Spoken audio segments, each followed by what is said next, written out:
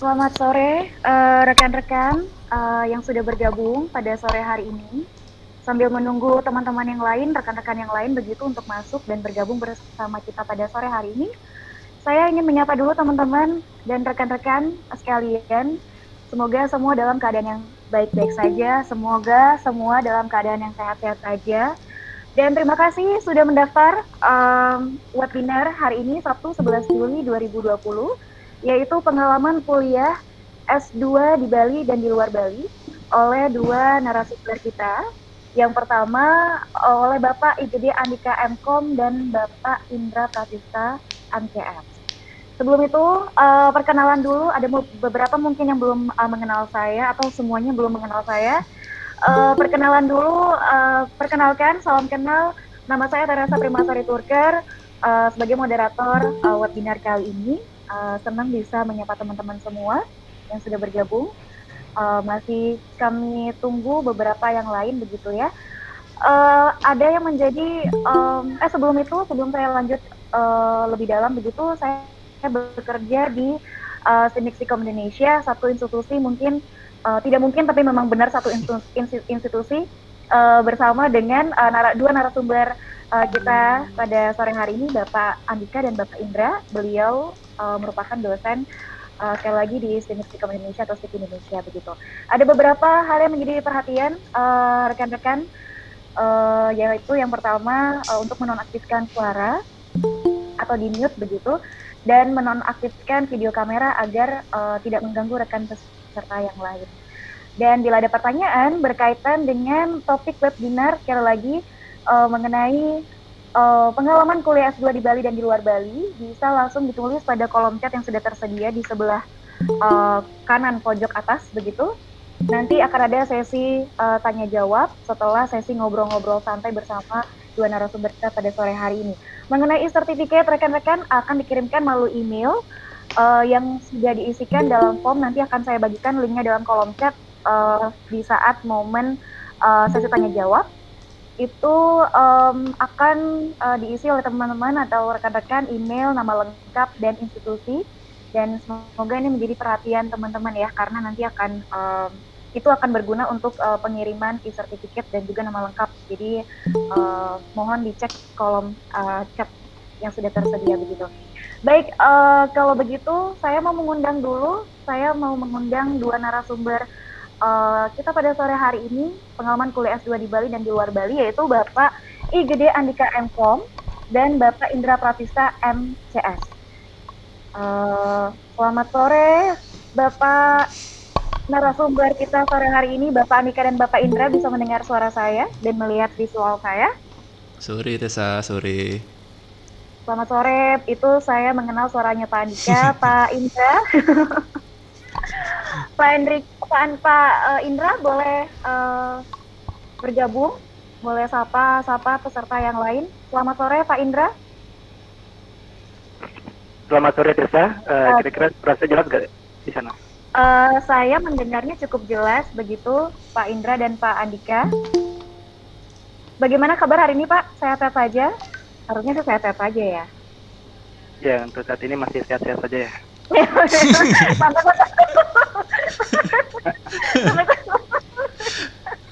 Sehat, sehat. Iya, sampai seterusnya, jangan sampai saat ini saja, sampai seterusnya semoga sehat-sehat saja. Kalau Tessa yang opening saya sih grogi ya, bukan sehat ya. Waduh. Ya grogi kalau tes opening nih. Waduh, kita santai-santai aja Pak, jadi boleh ketawa-ketawa mungkin sambil ngopi, mungkin saya boleh sambil ngopi sore begitu. Jadi hari ini kita akan ngobrol santai saja ya Pak Andika dan Pak Indra. Iya, betul. Iya. Jadi jangan terlalu tegang-tegang begitu.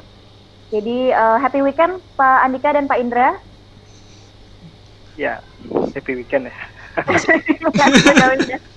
Ini kayak masih ini kayak ini, karena ditonton oleh banyak teman-teman juga yang dari Diki ya. Oke, iya sudah ada 38 orang yang bergabung, jadi sambil menunggu begitu. Pak Andika dan Pak Indra, topik webinar pada sore hari ini saya ulangi kembali, yaitu pengalaman kuliah S2 di Bali dan di luar Bali begitu. Untuk mengawali pemanasan Pak Andika dan Pak Indra, Saya mau memberikan kesempatan dulu khusus untuk menyapa teman-teman yang sudah bergabung, rekan-rekan yang sudah bergabung pada webinar sore hari ini. Dipersilakan Pak Andika, boleh siapapun duluan, boleh Pak Indra, boleh Pak Andika. Ya, Pak Andika duluan. Oke, Pak Andika, Kok dipersilakan. saya duluan ini nggak sesuai settingan? Skenario ya. Kayaknya settingannya nggak gini deh. Harusnya siapa duluan Pak settingannya tadi? Oh iya Pak Indra. ya dah. Ya. Iya, boleh Iya, Pak Andika. baru di chat sama Indra nih, saya duluan katanya. Boleh Pak. Ya, Pak. Iya. Selamat sore teman-teman. Ini boleh di chat dong di kolom chat ini dari mana aja. Ada yang dari luar Sticky enggak? Mungkin nama kampusnya, sekolahnya atau institusinya mungkin bisa diketik di kolom chat. Kita pengen tahu dulu teman-teman yang menyaksikan ini kira-kira dari mana aja gitu. Apakah ada mahasiswa sendiri atau jangan-jangan ada mahasiswanya Pak Indra atau bahkan temannya Pak Indra mungkin dari UGM. Waduh, berat. Iya. Boleh di chat ya. Institusinya dari mana gitu. Sekedar pengen tahu dulu. Nah, ini mahasiswa Sticky TIKAB ini pasti mahasiswinya Pak Indra ini. Mahasiswi ya, benar. Mahasiswi. Kode ini baru mahasiswi, nama saya disebut-sebut nih. Pak Indra kan banyak penggemarnya di Sticky ya. Pak Indra banyak fansnya. Yang lain dong, yang lain. Boleh ditunggu di kolom chat teman-teman, bisa langsung chat aja. Sticky Anggap lagi. ini webinar seperti di perkuliahan biasa ya. Ya, Jadi komunikasinya jangan terlalu tegang, udah santai aja. Sticky lagi. Waduh. Ada yang dari Halo, luar Sticky? Oke. Adakah masyarakat mungkin masyarakat umum Masyarakat umum. bergabung begitu? Penggemarnya Tessa mungkin? Saya nggak ada Pak. Kita nggak tampilin Tessa ya di poster ya kemarin ya? Iya Pak. Harusnya sekalian aja saya ditampilin harusnya. Iya loh, kan harusnya biar jadi lebih menarik ya. Pembicaranya cowok-cowok. Cowok. Saya doang yang kurang nih kalau isinya cowok-cowok semua nih. Oke, tapi kayaknya yang bergabung dengan kita peserta banyak yang perempuan begitu Pak. Iya nih penggemarnya Pak Indra ini pasti. Entah nih, betul. Saya baru mau bilang entah ini penggemarnya Pak Indra atau Pak Andika begitu. Aduh, ini pembahasannya makin berat bentar nih. Kalau di Sticky yang menggemari saya itu cowok-cowok soalnya. Oh, yang cowok-cowok. Iya, salah orientasi. Salah orientasi. Bapak mungkin karena Bapak Andika mungkin karena over ganteng kayaknya itu. Oh gitu. Pak Indra yang cewek-cewek nih. Waduh. Dibilang ganteng sama Pak Indra jadi merinding saya loh. Waduh. By the way, posisi lagi di mana Pak Indra dan Pak Andika? Saya lihat latar belakangnya Pak Andika saya sudah sangat mengenal begitu. Jadi mungkin tidak perlu dijawab Pak Andika. Itu nanya apa kok gimana jawab sendiri ya? Saya sudah hafal di belakang latar belakangnya begitu, di backgroundnya begitu. Mungkin teman-teman peserta juga sudah melihat kayaknya di suatu tempat di pojok ruangan, salah satu pojok ruangan. Ini saya numpang listrik, numpang internet, memanfaatkan fasilitas. Baik. Memanfaatkan fasilitas. Betul banget itu Pak. Iya, betul banget. Persis topik kita hari ini mahasiswa S2 begitu. Kalau Pak Indra sendiri di mana Pak? Kalau sekarang ini posisinya lagi di rumah. Jadi ada di belakang bisa dilihat itu hasil karya Bapak semua ya Pak? Yang baru banget saya tekuni ya. Oh ya betul. Karena dalam kegiatan WFH itu sangat membosankan ya, hanya diam di rumah dan tidak melakukan apa-apa. Melakukan apa-apa. Menekuni hobi baru apa atau bagaimana itu seni lukis berarti ya Pak ya? Semua lukisan. Ya, jadi karya saya di belakang ini merupakan seni lukis yang memang saya baru belajar sebenarnya untuk lukis sekarang ini karena saya juga bukan ahlinya di bidang lukis, jadi saya hanya iseng-iseng untuk ngisi waktu luang dan hasilnya ya seperti di belakang sih bisa dilihat kayak gitu. Oke. Baik. Berarti sekalian hobi baru ya Pak ya? Ya betul. Oke. Pak Andika, hobi barunya apa selama masa pandemi ini? Oh, saya juga melukis. Oh, melukis. Hmm, Melukis apa, Pak? melukis masa depan yang indah bersamanya. Oh itu berat itu Pak. Oh, berat Waduh, ya? waduh. Waduh, berat ya? Waduh, berat ini Pak. Pemanasannya makin panas ya. Saya nggak perlu banyak bicara lagi sebenarnya. Poin-poinnya Pak Andika sudah panas itu pemanasannya. Eh, Melukis. Tessa, Oke. itu di Iya, kolom Pak. chat ada yang dari Kalimantan loh. Coba saya lihat dulu. Ini Oh, mahasiswa Siki. itu. Oke, ada beberapa. Ini sih masih saya lihat mahasiswa Siki Yang di bawah, paling bawah ya. nomor 3 dari bawah. Oh iya, selamat siang Bapak dan Ibu serta rekan-rekan sekalian. Saya mahasiswa dari Universitas Palangkaraya. Selamat sore dari Denpasar, Bali. Untuk mahasiswa dari Universitas Palangkaraya ya. Iya betul loh, dari Kalimantan loh. Oh, Ya, itu juga berarti Itu ya. itu Dari penggemarnya Pak Kalimantan. Indra juga itu. Wah, waduh. Pak Indra dapat satu dibocorin. penggemar baru. Iya. Baik, berarti semua dalam kondisi yang sehat-sehat saja. Saya harap begitu juga dengan para peserta yang sudah bergabung. Salam dari kami, selamat bergabung dan selamat menikmati sharing santai dari dua narasumber kita, Bapak Indra dan Bapak Andika. Tadi sudah ada say greeting begitu, saya hi. Sekarang kita masuk ke topiknya, masih tidak terlalu berat begitu pertanyaannya. Waduh, seperti tes CPNS ya Pak. Iya nih, berasa interview saya loh. Interview gitu, interview kerja begitu. Topik kita hari ini mengenai pengalaman kuliah S2. Saya sih yakin ada beberapa peserta mahasiswa S1 mungkin ada keinginan untuk melanjutkan kuliah di S2 begitu. Pasca sarjana atau S2, apa yang Pak Andika dan Pak Indra bayangkan pertama kali mengenai kuliah S2? Sebelum menyandang status mahasiswa S2 ya Pak ya? Apa yang pertama kali terbesit begitu? Atau apa yang Pak Andika bayangkan atau Pak Indra bayangkan pertama kali melihat atau mendengar nama kuliah S2 atau pasca sarjana? Begitu. Nah, sekarang Indra dulu nih, Indra dulu. Boleh. Hmm. Indra, Iya, oke. Pak Indra, begitu. Biar deal dulu ya. Baik. Oke, kalau dari saya yang terbesit pertama itu keren. Keren. Melihat bahwa kalau dari saya melihat bahwa kuliah S2 itu kayaknya keren gitu. Oke. Jadi keren dulu. Susahnya belakangan. Susahnya belakangan gitu. Keren dulu. Jadi Waduh. pertama itu yang saya lihat itu memang kuliah S2 itu apa ya? Memberikan sesuatu yang menjadi daripada saya memiliki cita-cita. Jadi dulu itu pas masih S1, cita-cita saya itu ingin menjadi seorang pengajar, tapi khususnya untuk dosen gitu kan ya. Oke. Nah karena di sana waktu itu saya merasa bahwa ini S1 ini kurang gitu. Kayaknya kalau mengejar ke dosen harus S2 minimal gitu kan. Iya Jadi betul. terbesarlah di situ pemikiran saya untuk melanjutkan S2. Tapi ini belum sampai ke kenapa memilih UGM ya? Atau Belum. Jangan Pak. belum ya? Kita Oke. kalau langsung menjawab itu nanti berkurang loh list pertanyaan saya nanti. Jangan Pak, ikuti alurnya saya dulu ya Pak ya.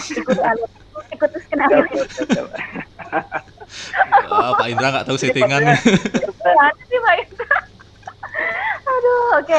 Berarti yang terlintas pertama kali mengenai S2 adalah keren. Ya. Baik.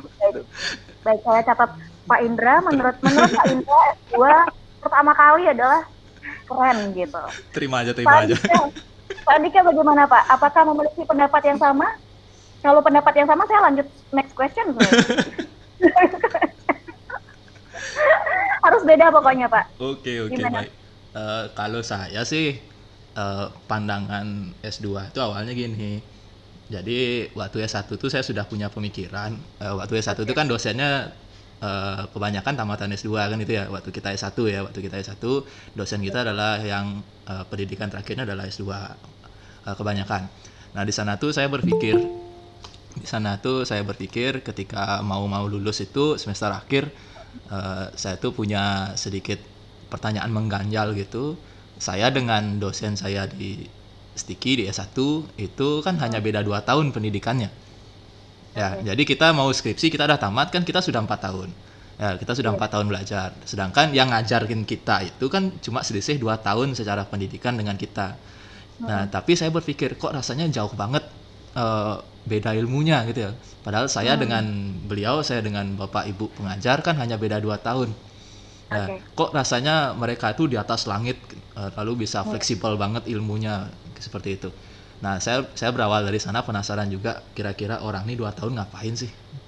Nah, apa sih yang Bapak Ibu pengajar saya ini yang membuatnya dengan saya tuh berbeda banget rasanya, padahal kalau dari segi pendidikan kita cuma beda 2 tahun kan. Nah, jadi pandangan S2 tuh saya lebih ke ingin tahu dan penasaran. Ingin tahu dan penasaran. Nah, kayak gitu. Ini lebih ilmiah sih. Pak Indra, maaf ini lebih Oke. Saya 1, Pak Indra 0 ya. ingin tahu dan penasaran gitu. Baik, karena kan setiap hal yang kita akan bisa pelajari begitu didasari dengan rasa keingin-tahuan begitu. Jadi masuk akal ini ingin tahu dan penasaran begitu. Pak Indra keren, oke lah, boleh lah. Baik. Itu hal yang terlintas pertama kali mengenai pasca sarjana atau kuliah S2. Sekarang mulai muncul pertanyaan, pertama kali ingin melanjutkan S2. Tadi kan hanya bayangan saja. Kalau dari Pak Indra tadi saya bisa simpulkan, koreksi bila saya salah, karena memang dari awal sudah ingin menjadi dosen begitu. Jadi tamat S1 langsung S2 Pak, atau ada jedanya begitu. Saya ke Pak Indra dulu ya, Pak Andika ya. Oke, boleh. Pak Indra aja terus ya, Pak Indra. Saya dulu. Oke. Saya dulu. Oke, jadi untuk saya itu ketika saya kan angkatan 2000. Oke, S1 saya itu di Stiki. Iya. Ada yang belum tahu kalau saya S1-nya di Stiki, saya angkatan 2011, tamat itu 2015. Kemudian saya melanjutkan S2 itu di tahun 2017.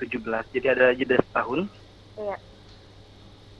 Nah, untuk di jeda setahun itu yang saya lakukan sih belajar untuk bagaimana menyiapkan diri biar nanti ketika S2 itu siap dengan kondisi yang ada di sana gitu. Karena memang saya sebelumnya juga sudah mempelajari bagaimana proses daripada S2 yang nantinya akan terjadi gitu, yang nantinya akan berlangsung gitu. Karena memang persiapan itu dasarnya memang dari apa yang kita pelajari di S1 dulu untuk persiapannya. Betul. Jadi seperti itu, Tessa. Oke. Untuk informasi teman-teman atau rekan-rekan yang sudah bergabung, saya sampai lupa tadi karena saking asik ngobrolnya. Bapak Igede Andika MKom ini sarjana S1, menempuh pendidikan sarjana di Sikom Indonesia Denpasar dan menempuh pendidikan S2 pasca sarjananya di Universitas Pendidikan Ganesha Singaraja begitu, dan sekarang menjadi dosen Sikom Indonesia. Koreksi bila saya salah ya Pak ya? Betul kok, betul. Oke. Pak Indra Pratista MCS. Ya. Tadi saya sempat voice note, ini Pak gelarnya bacanya MCS atau MCS begitu. Saya takut cara penggunaan pembacaan gelar kan harusnya tidak boleh salah begitu. Jadi MCS menempuh pendidikan sarjana di Sikom Indonesia Denpasar dan pasca sarjananya di Universitas Gadjah Mada Yogyakarta. Jadi ada perbandingan di sini ya Pak ya, di Yogyakarta dan di Denpasar, di Singaraja untuk pasca sarjananya begitu. Betul Pak ya, Pak Indra ya? Betul. Oke, jadi biar teman-teman punya bayangan S1 dan S2-nya beliau-beliau narasumber kita pada sore hari ini di mana itu untuk informasi tambahan. Baik, itu tadi Pak Indra sudah menjawab. Saya oper sekarang bolanya ke Pak Andika. Iya, saya lupa pertanyaannya apa ya. Pertanyaannya sebentar, ini saya ngecek lagi. Oke. Pertama kali muncul keinginan untuk melanjutkan S2. Oh iya, pertama kali. Sama S1 langsung S2 atau ada jedanya? Iya. Pertama kali muncul keinginan itu ya masih nyambung dengan jawaban saya dengan pertanyaan yang tadi. Itu sebenarnya ketika saya masih kuliah S1 itu sudah ada minat untuk pengen kuliah lagi S2 karena masih berlanjut dengan penasaran tadi. Kok bisa bilang bahasa sederhananya, kok bisa sih Bapak Ibu yang ngajar saya nih kok ilmunya jauh banget, padahal saya dan dia cuma beda 2 tahun kan gitu ya. Dia tuh 2 tahun ngapain aja, apa yang dia lakuin di goa kan gitu ya. Baik. Berarti setelah S1, tamat S1 langsung S2 Oh, nah, gitu kan? kalau saya ada jeda Oh, juga jeda. setahun.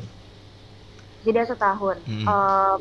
Itu untuk bekerja terlebih dahulu atau bagaimana Pak? Ya, Singkat saja. jadi saya wisuda 2015 dari Stiki.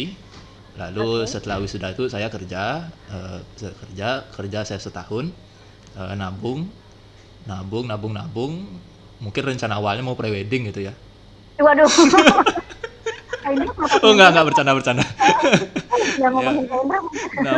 nabung dulu, terus setelah setahun itu dirasa modal sudah cukup kuat untuk terbang lagi, baru saya gini daftar seperti itu. Jadi kuliah S2-nya di 2016. Karena wisuda tamatnya 2015 ya Pak ya? Daftar kuliahnya 2016, jadi pas setahun. Oke. Tadi sempat ngomongin tentang bedanya ternyata cuma 2 tahun. Jadi saya merasa bedanya memang 2 tahun Pak. Saya sama Bapak. Iya gitu. Tapi memang berasa sih Pak Hmm. Indra dan Pak Andika memang ilmunya sudah di atas rata-rata begitu. Saya masih kayak, Ya, oh enggak, padahal bedanya cuma 2 tahun. Ini kok Waduh, superior banget gitu. pujian berbahaya ini. bahaya nanti jatuh nih. Jatuh nanti ketinggian ini. Kan ketinggian. Kita balik lagi Pak mengenai kuliah S2. Sama nggak sih Pak rasanya waktu kuliah S2 dengan kuliah S1 begitu? Nah, siapa dulu nih?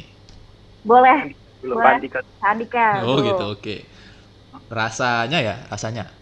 Iya, perasaannya sama nggak sih Pak kayak kuliah S1 gitu? Meskipun beda tahun ya. Kalau Sabina kan 4 tahun, pasca Seringan 2 tahun. Tapi perasaannya tuh sama-sama nggak sih Pak Nah, kuliah? kalau di S1 itu gini ya, kita kan kuliahnya ada 24 SKS.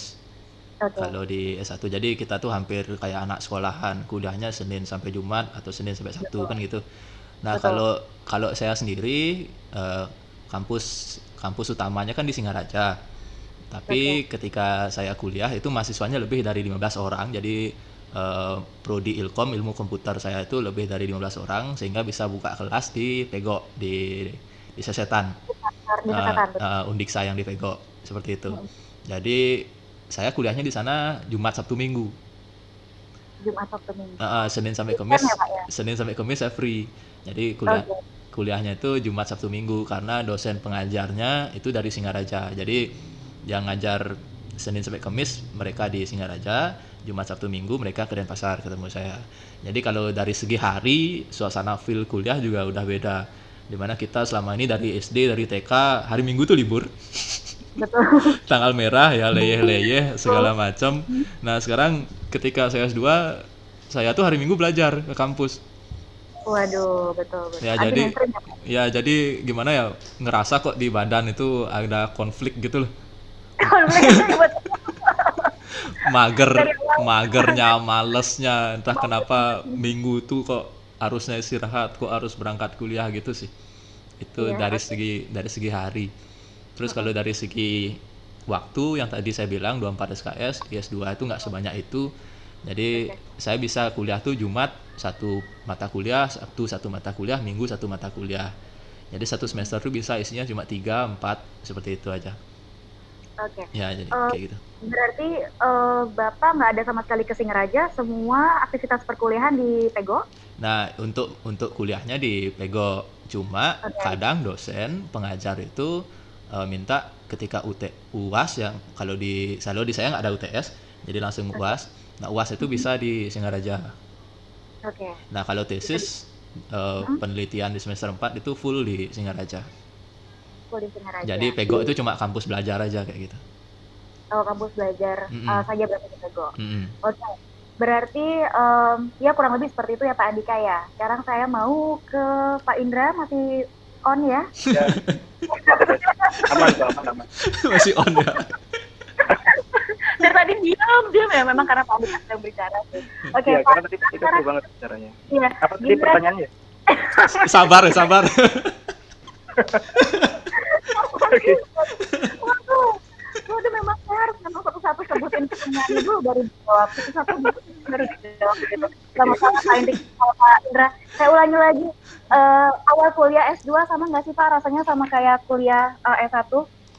Oke, kalau ditanya sama atau beda, itu pasti beda gitu ya. Iya. Karena yang saya rasakan sendiri saat kuliah S1 dan S2 itu, yang pertama itu jumlah SKS-nya, atau jumlah mata kuliahnya. Kalau seperti tadi yang Pak Andika bilang yang benar, untuk jumlah daripada mata kuliah di S2 itu lebih sedikit daripada saat S1 gitu ya. Tapi kalau dilihat kalau dari pengalaman saya sendiri di UGM gitu ya, kalau saya itu di semester 1-2 itu ngambil 20 SKS per satu semesternya. Jadi ada kisaran 4 atau 5 mata kuliah gitu dalam satu semester. Kemudian perbedaan lainnya itu dari gini ya, bagaimana cara pandang fokusnya gitu ya. Kalau misalkan di S1 itu lebih banyak ke praktikumnya, tapi kalau pada S2 itu kita lebih banyak ke teorinya. Jadi lebih mendalami daripada teori yang ingin difokuskan gitu. Kalau karena di S1 itu kita lebih banyak ke praktikum, dan teori juga tidak begitu dalam untuk dibahas. Dan ya seperti itu jadinya untuk bayangannya. Baik-baik, ya memang dari kedua jawaban Pak Andika maupun Pak Indra memang kompak ya, apa-apa jangan pakai ini lagi contekan gitu. Kompak bahwa memang bedanya adalah ini ya. Kita chattingan ini, tangannya ini, WA-an.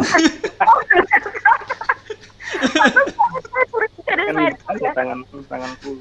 Ini bisa pegang satu itu, satunya lagi ngechat. Betul. Ini tangan di bawah itu ngechat. Iya. Baik, berarti betul kalau sarjana 4 tahun, rata-rata S2 pasca sarjana 2 tahun dengan perbedaan jumlah SKS juga, baik itu kurang lebih perbedaannya. Lalu muncul pertanyaan Pak Andika dan Pak Indra, biasanya banyak istilahnya mahasiswa yang S1-nya masih ikut pilihan orang tua begitu, ikut pilihan orang tua, bahkan ya ikut teman-teman yang banyak istilahnya lebih banyak ngambil apa, saya ikut aja deh biar untuk meramaikan gitu. Dan S2-nya kira-kira boleh nggak ya Pak saya ikut pilihan saya sendiri program studinya, atau memang sudah seharusnya linear begitu, sudah hukumnya nggak boleh macam-macam deh gitu, harus satu linear dengan pendidikan di sarjana begitu. Jadi kira-kira mungkin berdasarkan pengalaman bapak-bapak sendiri begitu, kira-kira menanggapinya bagaimana? Saya sampai tulis. Oke, dari saya dulu ya. Wih, kok nyalip ini? Jadi kayak gini, jadi teman-teman yang nonton sekarang ini kan kebanyakan S1 gitu ya. Iya. Pertanyaan yang muncul pertama sebelum pertanyaannya Tessa adalah, udah tepat belum yang teman-teman ambil semua? Apakah masih keliru atau ada hal yang lebih disukai, atau memang yang sekarang diambil ini sudah tepat gitu untuk diri sendiri gitu. Betul. Kalau dari saya apa tadi pertanyaannya ya? Nah, itu tuh karena nyalip tuh. Tadi cover, sekarang malah nyalip. Ulangi lagi. Menanggapi bahwa S1 banyak yang mengikuti pilihan orang tua atau masih ikut coba-coba pilihan teman. Dengan S2 haruskah linear atau bisa saya pengen nih pilihan program studinya sesuai keinginan saya. Kira-kira bagaimana Pak? Kalau saya itu karena pilihan sendiri ya. Sebenarnya dari S1 pun ketika saya memilih jadi komputer, memilih jurusan komputer, itu orang tua sebenarnya tidak menyetujui. Karena apa? Karena komputer itu yang pertama posisinya ada di Bali, sedangkan saya waktu itu kan tinggalnya masih di Mataram ya, di Lombok. Jadi orang tua tidak mengizinkan keluar keluar pulau, dan juga lebih baik milih jurusan lain gitu. Saya waktu itu masih ingat, saya disuruh daftar ke jurusan kesehatan, itu disuruh daftar ke bagian perawat gitu. Perawat dan pertanian gitu. Cuman saya karena tidak ada niatan ke sana, sehingga saya memilih untuk niatan saya sendiri gitu. Karena saya juga berpikir bahwa komputer ini bagus untuk kedepannya, bukan dalam artian mengatakan bahwa jurusan lain itu jelek, bukan. Tetapi bagi saya bahwa komputer itu bagus untuk saya. karena saya juga dari kecil memang suka yang namanya ngutak-ngutik elektronik gitu ya, dan segala macam, meskipun pada kenyataannya bahwa komputer yang saya pelajari itu berupa teori, bukan perangkat keras gitu ya. Iya. Nah, dari situ saya menguatkan niat untuk belajar tentang komputer, dan memang waktu itu pertama kali saya ke Bali itu orang tua benar-benar tidak menyetujui banget gitu kan, dan memaksakan diri bahwa meyakinkan diri juga bahwa ini loh yang terbaik buat kamu gitu. Bukan karena hidupmu itu bukan ditentukan oleh orang lain, meskipun itu orang tua, tetapi memang apa yang kamu sukai dan apa yang kamu inginkan, wujudkan itu gitu. Saya berpegang teguh pada prinsip itu, dan pada akhirnya saya sampai di sini, di Bali gitu, di Stiki. Kemudian kalau ditanya masalah linear dan non linear, itu sebenarnya kembali lagi ke pribadi masing-masing. Apakah yang saya ambil sekarang ini akan menentukan masa depan saya baik di depannya gitu. Kalau misalkan teman-teman ingin menjadi seorang tenaga pengajar, yang utamanya dosen gitu kan ya, jadi wajib linear itu penting gitu. Tapi sedangkan kalau teman-teman memang ingin sesuatu hal yang berbeda, itu teman-teman bisa mengambil S2 yang bahkan tidak linear di S1-nya gitu. Jadi sebenarnya tidak masalah gitu. Tergantung daripada apa yang diinginkan dan apa yang ingin dicapai tujuannya, seperti itu. Oke. Ada lagi Pak tambahannya? Oke, itu aja sih. Itu aja. Tergantung apa yang diinginkan atau yang dicapai gitu ya. Jadi segala sesuatu perlu pertimbangan lah istilahnya Pak Indra ya. Oke, lanjut Pak Andika yang tadi disalib, kesempatannya sekarang. Oke, saya mau pura-pura lupa pertanyaan tapi nggak jadi ya, kasihan deh saya. Pura-pura, saya tidak mau karena mau pura-pura. Oke Pak, gimana? Kalau di saya, sebelum bicara linear dan non-linear, kita sekarang lihat fakta di lapangan aja. Tidak ada permasalahan yang bisa diselesaikan dengan satu bidang ilmu. Zaman sekarang ya. Zaman sekarang kalau teman-teman pernah belanja online di marketplace, itu kan ada sistem yang otomatis dia muncul sendiri. Misalnya saya beli sabun ya, pertama kali buka aplikasi saya beli sabun online ya. Setelah saya beli sabun itu akan muncul sikat gigi, akan muncul odol, akan muncul alat-alat mandi lainnya secara otomatis ya. Itu tidak bisa dibikin oleh bidang komputer saja. Itu perlu juga ilmu dari statistika, matematik. Jadi kalau orang komputer aja yang bikin itu nggak akan jadi. Kalau orang statistika aja yang bikin nggak akan jadi aplikasi. Jadi seperti itu. Jadi kita tuh sudah berada di zaman yang segala permasalahan itu tidak diselesaikan dengan satu bidang ilmu saja. Seperti itu. Jadi apapun sekarang itu kita dituntut untuk kolaborasi. Jadi kalau ditanya S1 saya komputer boleh nggak, atau S1 saya matematika boleh nggak saya S2 komputer? Kalau tujuannya adalah untuk menyelesaikan masalah, mengimplementasikan ilmu, itu boleh banget. Ya, malah kita punya relasi lebih jadinya. Jadi kita kenal dengan orang-orang yang nggak cuma di bidang matematika aja. Kita juga kenal dengan orang-orang komputer nanti kayak gitu. Seperti itu. Nah, kalau di dosen itu ada gimana ya? Seperti aturan tersirat gitu. Jadi kalau kita itu masih dituntut untuk linear. Seperti itu. Tapi kalau jadi dosen, sedangkan kalau S2 kan enggak hanya jadi dosen seperti yang Pak Indra bilang tadi kan. Kayak gitu. Jadi jika tujuannya adalah nggak jadi dosen, memperdalam bidang ilmu, membantu masyarakat dan lain sebagainya, itu nggak masalah, nggak linear, seperti itu. Oke. Ada lagi Pak yang mau ditambahkan Pak Andika? Sama seperti Pak Indra, itu aja dulu. Itu aja dulu. Oke. Untuk teman-teman peserta yang sudah bergabung, boleh sambil diramaikan kolom chatnya, ada keinginan nggak untuk S2, untuk lanjut S2 setelah menempuh pendidikan sarjana? Boleh istilahnya di-sharingkan begitu, ada keinginan untuk ngambil S2 apa? Begitu. Jadi nanti siapa tahu kalian ada pertanyaan, nanti saya akan ajukan di sesi tanya jawab di sesi terakhir begitu. Oke, Sekarang saya mau ke Pak Indra begitu, karena saya sudah menugaskan beliau ini untuk menyetor CV begitu, tapi untuk kita baru satu, apakah saya lupa atau bagaimana? Tapi Waduh, melihat kayaknya yang lupa melihat itu saya tuh. ya, katanya yang ngomong ya Pak ya. Saya ngomong. Oke, Pak Indra, melihat CV Pak Indra menarik sekali. Oke. Saya melihat sungguh menikmati masa-masa sekolah dasar, SMP, SMA di Mataram, Lombok. Dan saya baru tahu fakta fun fact-nya adalah ternyata Bapak lahir di Dili ya Pak ya. Betul. Oke. Di Dili, terus S1-nya ditempuh di Denpasar, Bali, S2-nya di Jogja. Jadi istilahnya S1 sudah merantau dari domisili Bapak, dan S2-nya juga merantau lagi-lagi. Boleh diceritakan nggak Pak, apa yang membuat Bapak mengambil keputusan untuk S2 di luar Bali? Jadi begini, oke. Kenapa saya mengambil komputer itu di kuliah S1 di luar Bali? Ya. Itu ceritanya berawal dari ketika saya bertanya kepada guru SMA saya. Jadi waktu itu belum ujian nasional gitu ya.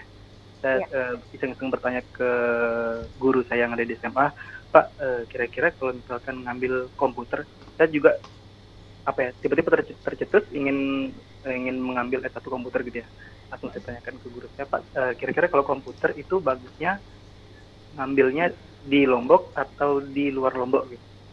Dan waktu itu guru saya mengatakan bahwa karena juga beliau itu guru TIK ya waktu di SMA gitu ya. Beliau menyarankan bahwa saya disuruh mengambil komputer itu di Bali, minimalnya di Bali katanya. Karena memang dari segi dari segi fasilitas dan lain sebagainya itu mendukung di Bali gitu, seperti itu. Oke. Kalau bisa di luar Bali seperti itu.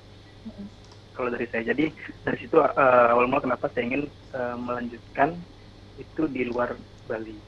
Tapi meskipun banyak tantangan ya, jadi bukannya sekedar keinginan untuk keluar Balinya saja, tetapi juga di Bali itu ada banyak perjuangan yang harus dilakukan untuk bagaimana dapat mencapai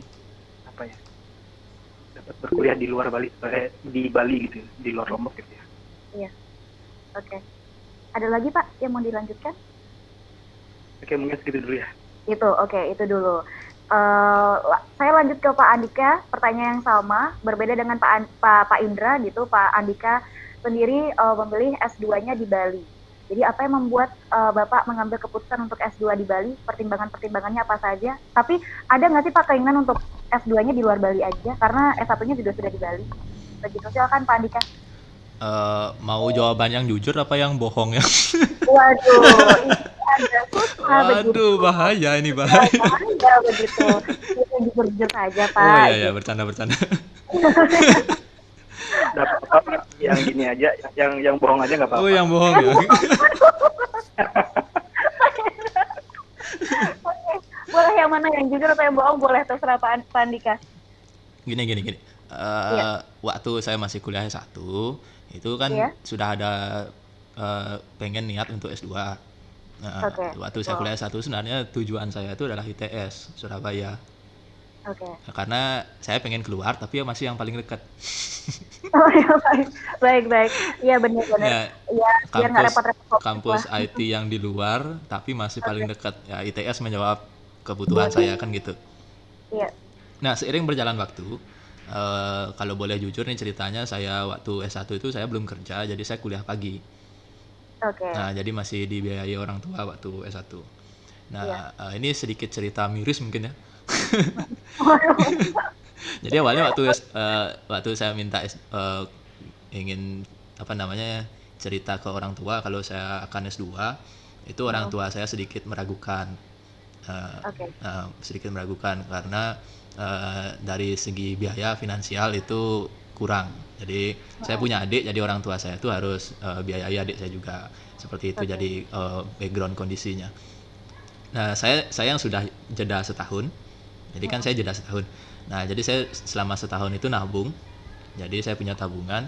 Nah, tabungan itulah yang akhirnya membiayai saya untuk kuliah. Jadi setelah saya kalkulasi, saya lihat uang SPP-nya Undiksa. Saya juga sudah sempat compare ke Udayana, karena Udayana juga punya S2 komputer kan. Seperti itu. Jadi saya sudah compare dengan berbagai pertimbangan seperti itu. Jadi saya memutuskan untuk di Bali aja. Tapi kalau dari segi niat, keinginan itu masih pengen untuk keluar gitu. Ya semoga aja nanti S3-nya keluar kan gitu ya. Amin, ada amin teman-teman kita yang lain. Amin. Amin kan orang mengaminkan rencana Pak Andika untuk S3, mungkin nanti Pak Indra juga punya rencana yang sama untuk S3 begitu. Oke, berarti kurang lebih seperti itu ya pertimbangan-pertimbangannya mengapa Pak Indra kuliah S2-nya di UGM Jogja, lalu Pak Andika di Undiksa Singaraja begitu. Untuk selanjutnya Bapak, saya kembali ke Pak Indra. Pak Indra bisa mendengar saya? Masih mendengar saya ya? Bisa. Baik. Pak Indra kok ditanya gitu terus? Pindah kok masih di sini. Oke, saya memastikan Pak Indra nggak ada masalah gitu ya. Pak Indra karena sudah punya 2 pengalaman menjadi anak perantau begitu dalam menempuh pendidikan S1 dan S2 karena domisilinya di Mataram, Lombok. Momen seperti apa yang Bapak rindukan atau istilahnya yang Bapak kangenin saat menjadi mahasiswa S2 yang menyandang predikat mahasiswa rantauan begitu? Merindukan rumah mungkin, merindukan seseorang, atau ya kita nggak hanya terbatas hanya merindukan sesuatu ya, tapi mungkin juga seseorang. Jadi jawabannya tidak hanya terbatas sesuatu gitu apa ya gitu, enggak, tapi boleh lebih dari itu. Silakan Pak Indra, apa yang dirindukan saat apa yang dirindukan gitu ya? Pertanyaannya berat ini. Aduh, rindu soalnya Pak ya. Jujur, pengalaman yang paling berkesan buat saya itu untuk kuliah rantau gitu ya.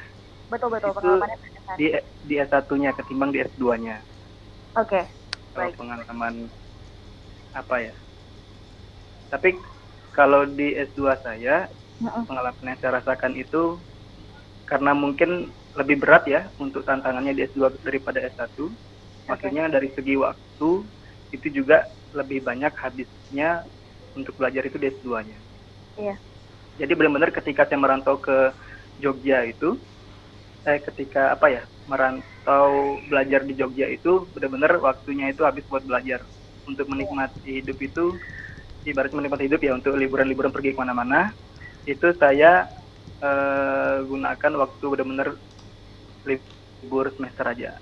Jadi ketika memang terus belajar, full belajar di sana. Oke. Jadi mungkin bayangannya berbeda ya dengan Pak Andika nanti ya. Oke,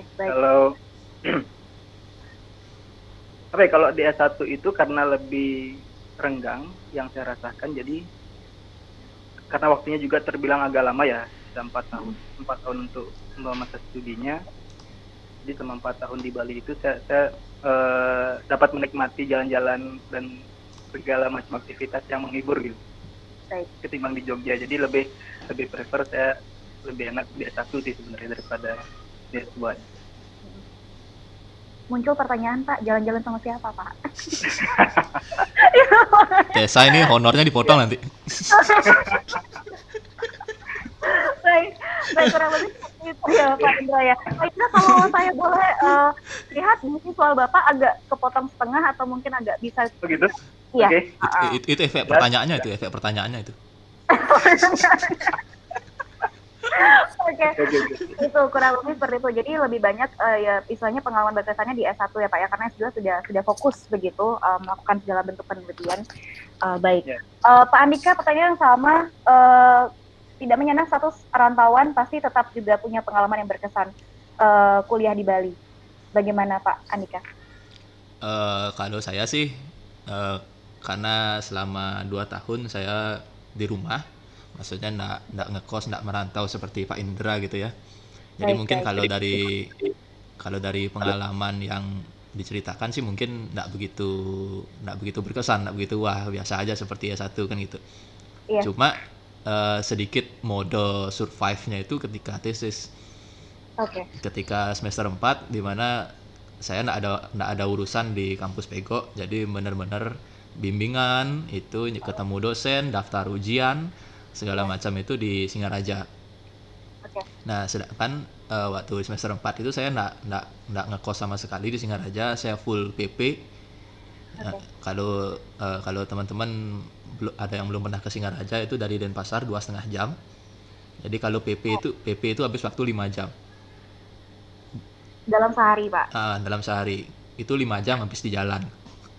Baik. Jadi saya kira-kira itu sederhananya jam 7 bangun langsung berangkat, maksudnya jam 6 prepare gitu ya, bukan jam 7 bangun langsung berangkat. Jadi ngacu nih. Jadi bangunnya agak subuh, bangun tidurnya. Lalu jam 7 harus sudah berangkat karena saya akan sampai Singaraja 9:30. Iya. 9:30 di sana saya bisa berpetualang sampai jam makan siang. Iya. Kira-kira sampai jam 1 sampai jam 2. Jadi Undiksa itu kampus negeri sama seperti UGM. Jadi stafnya, dosennya itu PNS. Jadi mereka itu kira-kira sampai jam 2, 3, setengah 4 sampai itu aja. Jadi jam efektifnya kira-kira sampai jam 2. Lalu jam 2 saya balik lagi ke Denpasar, tambah 2,5 jam ya sudah 4:30. Jadi mode survive-nya itu yang berkesan itu waktu itu sih. Baik. Berarti istilahnya saya pikir Bapak ada ngekos gitu di Singaraja, jadi nggak harus pulang bolak-balik begitu. Tapi ternyata Denpasar, Singaraja sampai Denpasar ya Pak ya? Masih di Denpasar penuh. Jadi benar-benar gimana ya, mode laki mungkin ya. Serem sekali Sobat Strom. Baik. Tunggu dedikasi gitu untuk menyelesaikan S2 gitu. Baik, berarti istilahnya masih berkaitan dengan pengalaman berkesan begitu. Di fase mana di waktu kuliah S2 Pak yang benar-benar challenging menurut Pak Andika? Sebelum saya oper ntar Pak Indra. Yang benar-benar challenging, apakah di fase-fase penelitian atau bagaimana? Di fase-fase ketika saya pernah mengalami beberapa titik nyerah, pengen nyerah, lepas aja gitu ya. Pernah suatu ketika ada miskomunikasi dengan dosen pembimbing saya sampai di Singaraja, dosennya nggak bisa ditemui. Jadi bukan buang waktu 5 jam lagi, 1 hari sudah hilang. Sudah hilang, betul. Ya, jadi ketika sampai di Singaraja ternyata miskomunikasi. Jadi saya nggak bisa ketemu beliau di hari itu. Jadi benar-benar ada momen seperti itu. Lalu di momen akhir, dimana ketika daftar ujian terakhir, itu ada momen yang revisiannya itu nggak bisa saya kerjakan. Jadi buntu, mentok, nggak ada ide, benar-benar putus asa. Jadi pernah ngerasa di momen seperti itu. Jadi hampir mau, udah tutup laptop aja, udah bodo amat. Katanya kembali ke laptop, sekarang tutup laptop aja. Iya, udah tutup laptop aja, udah bodo amat, pulang ke Denpasar, udah ada niat-niat seperti itu. Waduh, benar-benar. Ya, jadi kalau diingat-ingat ada titik-titik masa-masa gelapnya juga, tapi syukur bisa dilewati kayak gitu sih. Berapa lama Pak kalau boleh tahu menyelesaikan tesis S2-nya? Nah ini gimana ya? Jadi sebenarnya saya total studinya itu nggak 2 tahun. Ada angka spesial 1 tahun 10 bulan. Mari kita berikan tepuk tangan istilahnya luar biasa sekali. 1 tahun 10 bulan. Jadi ijazah saya itu menyelesaikan studi nggak 2 tahun, 1 tahun 10 bulan. Wah, luar biasa sekali. Jadi kalau bisa dibilang tesisnya berapa lama? 1 semester 6 bulan, ya saya bisa dibilang 4 bulan aja gitu. 4 bulan saja gitu. Dengan gitu kondisi tadi miskomunikasi, segala macam dan tutup laptop itu sudah include bulan ya Pak ya? Dengan cuaca bedugul yang ya kita tahu lah, dingin dan hujan gampang banget gitu ya. Luar biasa perjuangannya Pak Andika, salut sekali. 1 tahun 10 bulan, semoga bisa menginspirasi teman-teman yang nanti ada keinginan untuk S2. Kalau S1-nya dapat cum laude, misalnya menyelesaikan kurang dari 4 tahun begitu, 3 tahun, S2-nya ya bisa lah gitu. Segala sesuatu mungkin terjadi ya Pak ya Andika ya? Iya, betul banget. Oke. Sekarang saya mau oper ke Pak Indra, pertanyaan sama. Fase challenging apa yang Bapak rasakan saat pasca sarjana dan di UGM? Ya, itu fase tantangannya gitu ya. Betul. Atau fase. Jadi kalau kalau tadi Pak Andika mengatakan bahwa dia selesainya studi itu 1 tahun 10 bulan gitu ya. Wah, ini nggak mau kalah nih. Oh, nggak mau. Kalau saya itu 2 semester lebih 1 bulan.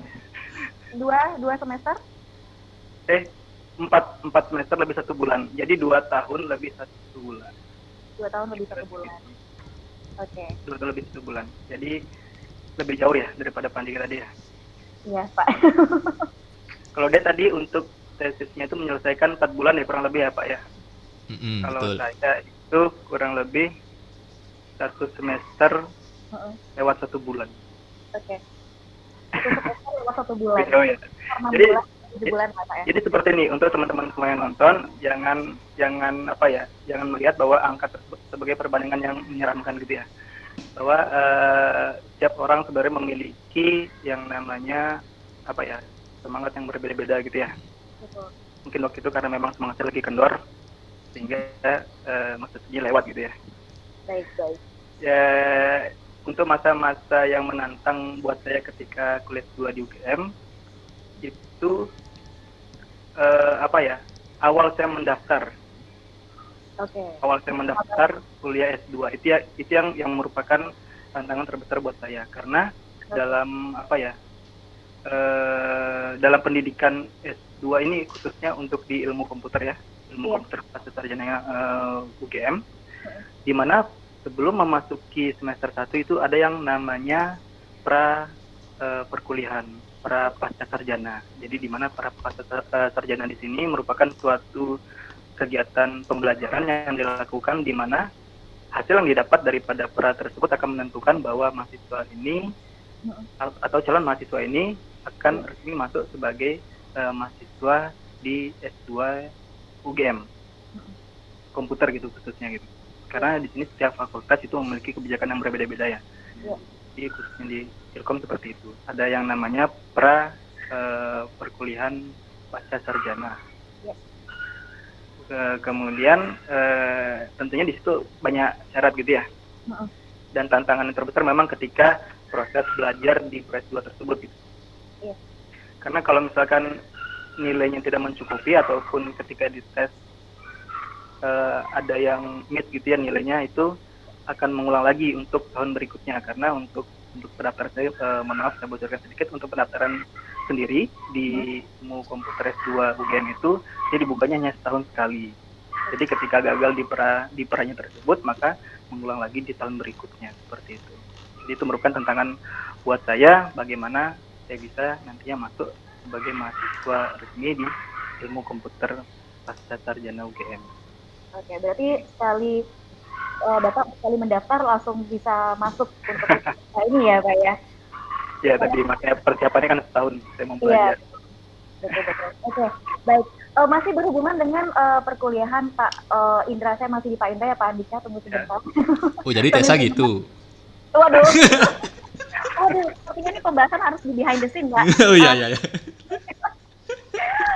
Pak Indra, saya kembali ke Bapak. Pak, S1 ada ospek, S1 ada KKN, S1 ada SKP, S2 ada nggak sih Pak? Ini juga menjadi pertanyaan yang sebenarnya sederhana itu, teman-teman mahasiswa yang masih belum punya bayangan yang benar-benar jelas begitu seperti apa kuliah S2. S1 ada ospek, ada maba begitu, ada KKN dan ada SKP, S2 mungkin ada juga atau bagaimana? Kalau di S1 kan tadi yang disampaikan Tessa benar, ada ospek, kemudian ada KKN gitu ya, kalau yang untuk negeri, kemudian ada swasta, kemudian ada skripsi gitu ya. Betul. Kalau di S2 itu, kalau saya, itu tidak ada ospek, dan tidak ada KKN, tidak ada juga KP gitu. Langsung cuman proses pembelajaran, langsung ke tesis gitu. Nah, di sini yang saya rasakan bahwa gabungan daripada S1 tersebut, KKN, KP, skripsi itu digabung jadi satu, dirangkum menjadi tesis gitu. Bisa gambarkan seperti itu. Jadi berkali-kali lipat ya untuk beratnya gitu ya. Oke. Baik, ada tambahan lagi Pak Indra? Tambahan nggak ada. Nggak ada. Andika. Kita lanjut ke Pak Andika. Pak Andika, pertanyaan yang sama. Pasti sama juga ya Pak ya? Karena kan kalau di Uniksa itu sama sih seperti di UGM ya. Maksudnya masuk, daftar, segala macam, proses seleksi, proses tes seperti Pak Indra tadi. Lalu ketika lolos langsung belajar, langsung duduk di kelas kayak gitu, langsung ketemu dosen, langsung ketemu teman-teman kayak gitu. Dan tidak ada KKN atau KP. Jadi semester 1, 2, 3, 4 langsung selesai kayak gitu. Jadi di kelas, tesis sudah gitu sih. Oke. Penelitian di semester berapa Bapak kalau boleh tahu? Kalau saya tesisnya itu boleh diambil di semester 4. beda-beda sih. Semester Ada juga beda-beda. kampus yang seperti Udayana itu belajarnya di semester 1-2 aja, semester 3 sudah boleh tesis. Oh, Kalau baik, baik. kalau di Udayana seperti itu. Di Uniksa mulai semester 4. Semester 4. Pak Indra, Oke. penelitian? Kalau di game sendiri itu di Ilkomnya semester Mm-mm. akhir itu udah bisa mengambil tesis. Iya, Kalau seandainya persyaratan daripada SKS itu memenuhi gitu aja sih. oke. Baik, baik. Baik, itu tadi mengenai ya berarti sedikit berbeda lah karena kan memang S2 sudah fokus ke program studi ke ininya ke jurusannya begitu penelitian. Sekarang saya mau ngebahas mengenai pengalaman-pengalaman merantau dan Pak Andika yang lebih memilih untuk kuliah di Bali begitu. Jadi tidak terlepas dari lingkungan yang suportif lah selama menempuh pasca sarjana atau S2. Jadi boleh nggak Pak sedikit berbicara mengenai bagaimana kondisi atau situasi lingkungan masyarakat atau lingkungan studi atau lingkungan tempat tinggal Bapak Pak Indra karena merantau begitu di Jogja. Boleh Pak diceritakan karena kan lingkungan juga menjadi peran yang penting begitu untuk kita Oke. menyelesaikan studi. Oke, untuk dilihat dari lingkungan gitu ya. Iya betul. Saya juga merantau. Jadi seperti ini. Saya merantau di Jogja itu, saya bertempat tinggal di kos, di mana kos tersebut lingkungannya adalah orang-orang Bali semua. Keren. Jadi karena saya juga orang Bali, Mm-mm. jadi tidak asing gitu ya. Rasa itu seperti di Bali jadi untuk nuansanya gitu, karena memang keseharian menggunakan bahasa Bali gitu ya kalau berkomunikasi dengan teman-teman di sana. Maaf Pak, Dan saya potong, itu ngekos atau tinggal dengan keluarga di Jogja atau bagaimana? saya ngekos di sana. Oke, baik. Silakan Pak, dilanjutkan. Oke, di situ saya ngekos. Kemudian untuk dampak daripada lingkungan sendiri, karena memang di kos itu kan semuanya teman-teman itu berkuliah gitu ya. Ada yang S1, ada yang S2, ada yang S3 gitu. Betul. Jadi memang keseharian di sana itu disibukkan dengan orang-orang yang memang pada sibuk kuliah gitu. Ketika keluar kamar gitu ngelihat teman ada di luar yang sedang ngetik menggunakan laptop buat laporan tugas dan lain sebagainya. Itu juga menjadi motivasi untuk saya mengerjakan tugas gitu yang ada dari kampus seperti itu. Kalau lingkungan di luar sendiri, karena memang Jogja itu terkenal dengan orang-orang yang sopan baik gitu ya. Jadi memang saya dulu sebelum saya ngekos di tempat orang-orang Bali itu, saya di awal itu saya ngekos di mana kos dengan orang yang memang asli Jawa yang memiliki kos itu gitu. Dan memang kalau dari segi perbedaan itu saya melihat benar-benar sopan banget orang yang asli Jogja di sana, sangat ramah banget. Jadi nyaman aja sih untuk hidup di Jogja itu gitu. Dari saya sendiri gitu.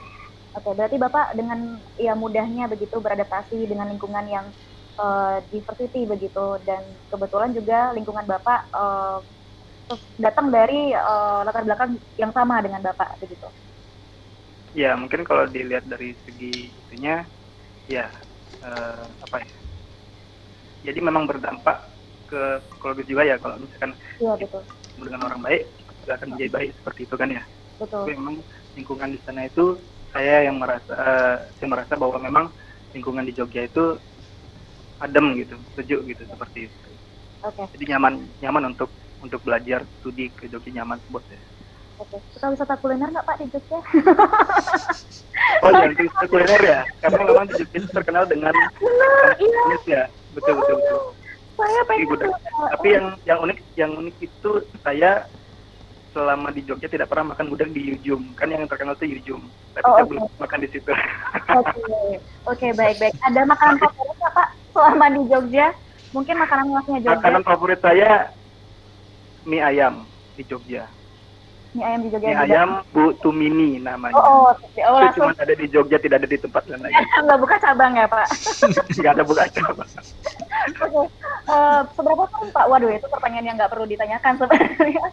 Oke, berarti terasa menyenangkan begitu karena juga Jogja istilahnya banyak hal yang dieksplor, terutama wisata kulinernya begitu. Sendiri aja Pak wisata kulinernya.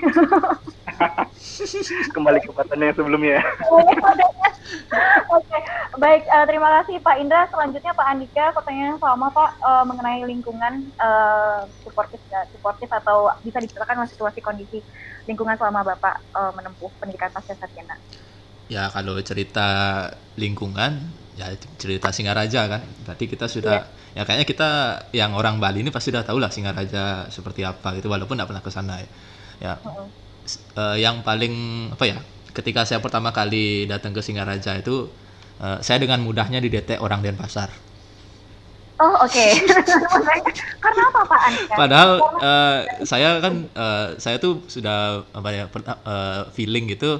Nah, ini kan sama-sama di Bali ya. Saya nggak akan ketahuan kalau saya ini baru ke sini kayak gitu modelnya. Oke, betul. Nah, ketika saya beli bensin. Jadi habis dari Gunung Bedugul itu beli bensin pertama kali di Singaraja. Saya mau bilang 20.000 aja, langsung dibilang, "Gus, dari Badung ya?" gitu. Oke. Ya, Karena Bapak gagal total penyamaran saya. Oke.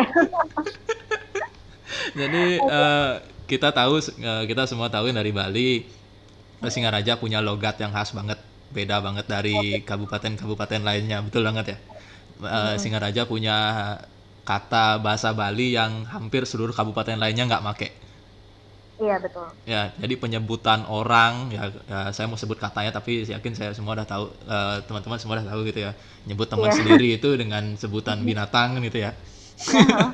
Jadi Singaraja itu beda banget, lalu dari segi bahasa, dari segi bergaul gitu cukup berbeda dengan kabupaten lainnya, sehingga saya di sana tuh sedikit gimana ya. Jadi saya kan nggak terbiasa dengar orang Singaraja ngomong dengan orang Buleleng ngomong kan. Jadi saya mendengar pun ketika pertama kali di sana tuh dengerin orang ngomong gitu, dia nggak ngomong sama saya. Saya dengerin mereka bercakap-cakap itu kok kasar banget ngomongnya gitu ya. jadi takut-takut gitu loh. Ini orangnya kok ngeri-ngeri di sini gitu ya. Ya itu loh. Jadi kayak gitu. Kalau dari lingkungan seperti itu, tapi lama-lama jalan beberapa minggu, mulai hitungan bulan tuh biasa aja, walaupun saya nggak bisa niru gitu ya. Jadi dengerin bisa, ngomong untuk nyautin seperti itu nggak bisa gitu. Ini kalau saya mau bilang langsung sorry, saya nggak bisa bilang orang itu cicing gitu loh, nggak bisa.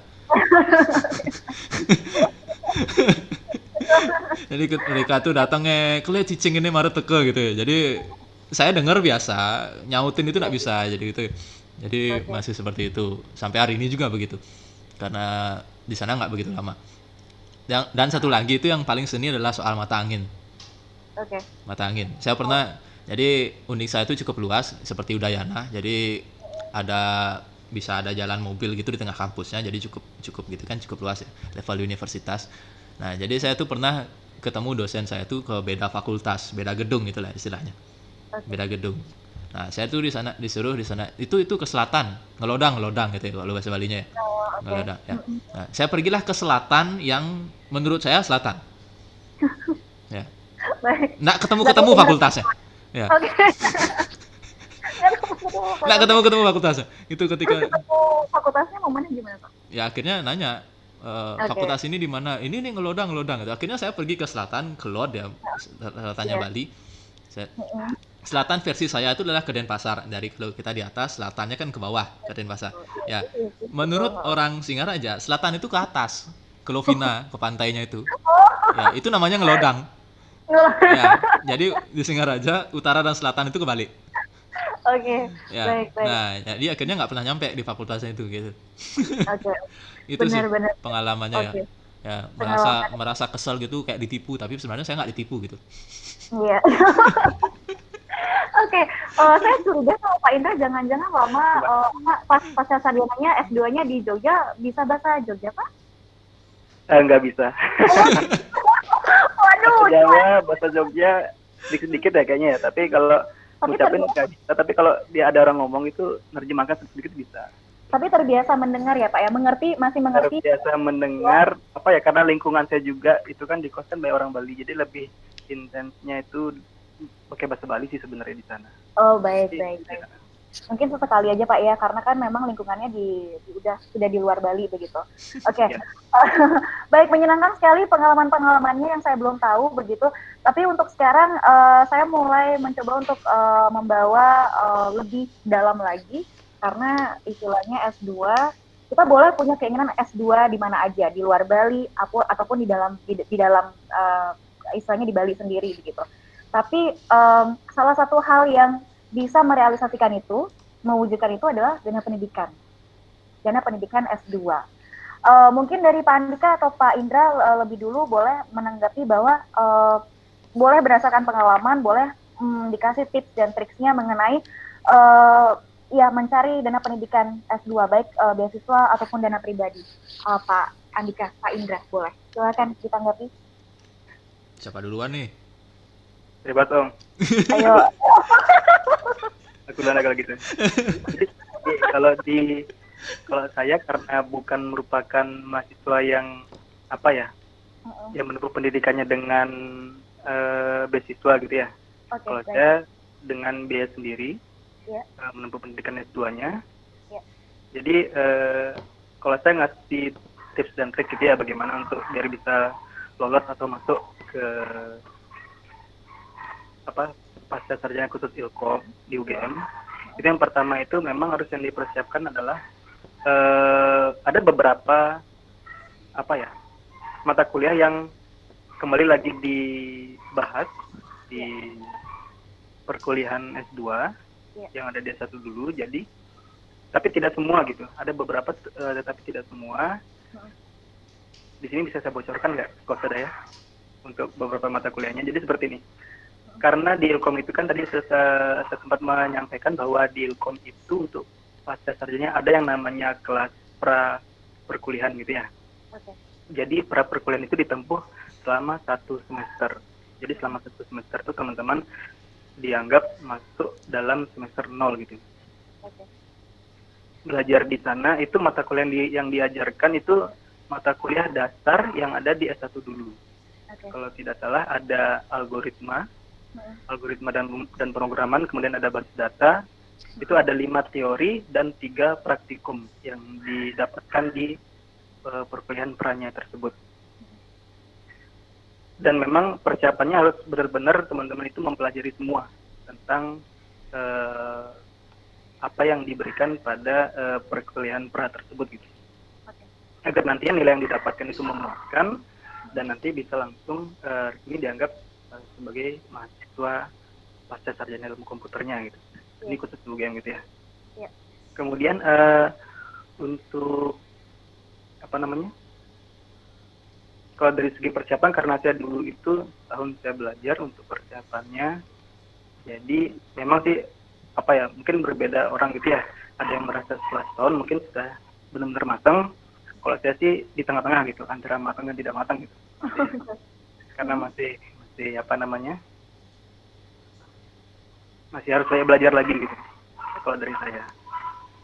Tapi tidak menutup kemungkinan bahwa orang yang tidak belajar pun sebenarnya dapat memiliki kesempatan itu gitu. Karena dilihat mungkin dari memang kemampuan dia yang mudah menyerap materi gitu ya. Betul.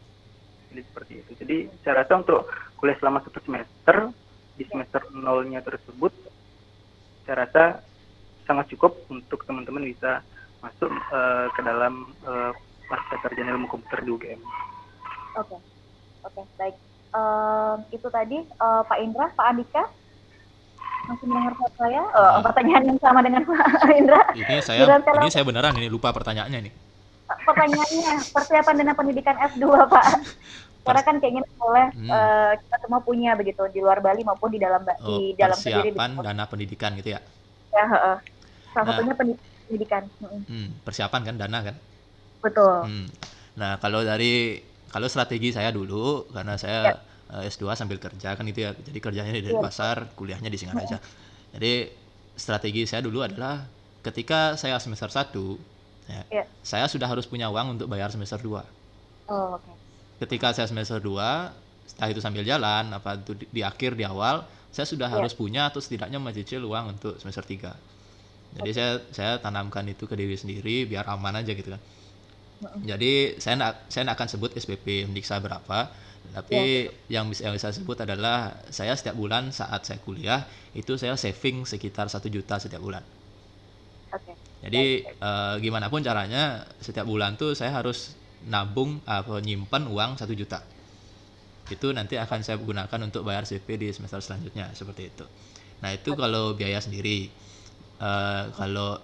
Kalau teman-teman cukup jeli, itu sebenarnya ada banyak jalur beasiswa yang bisa ditempuh, nggak cuma sebelum kuliah, bahkan ketika kita sudah kuliah ada sebenarnya peluang-peluang beasiswa yang bisa dicoba-coba seperti itu untuk cari, ya walaupun kita sudah punya tabungan, tapi kan kalau ada beasiswa kan lebih adem lagi kan, itu ya lebih lebih lebih enak lagi kan gitu sih. Kalau dari persiapan sih seperti itu. Oke.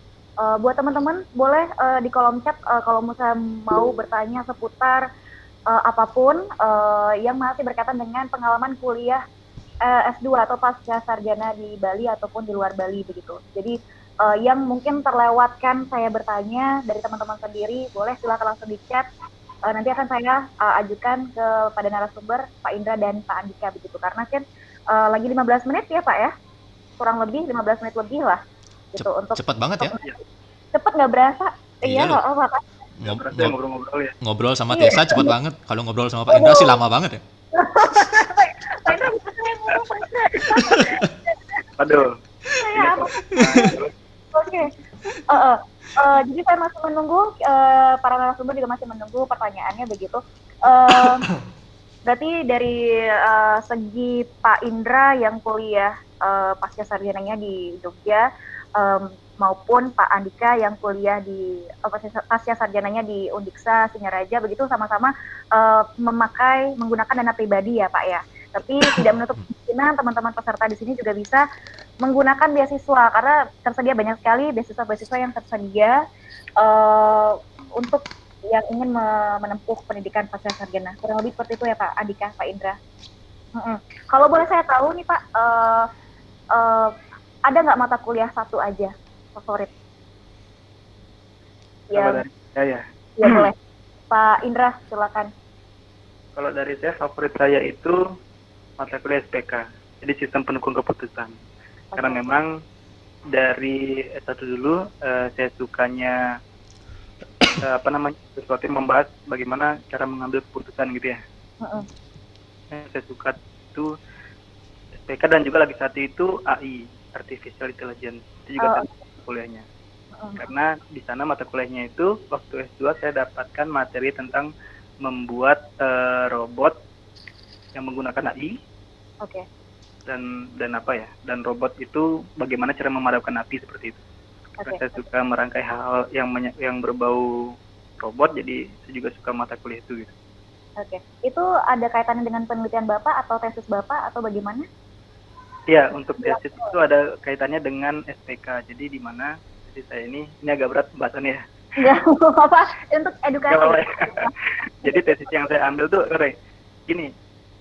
Bayangannya seperti ini untuk teman-teman semua ya, yang membayangkan tesis itu berat. Sebenarnya tesis itu buat saya nggak berat. Yang berat itu ketika yang bersangkutan yang mengambil tesis itu kepengen yang wah gitu.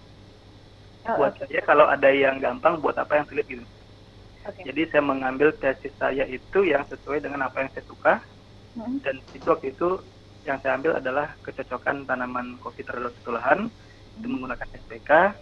Hanya saja untuk algoritmanya saya sedikit modifikasi sehingga bisa dikatakan itu salah satu algoritma baru yang belum ada gitu.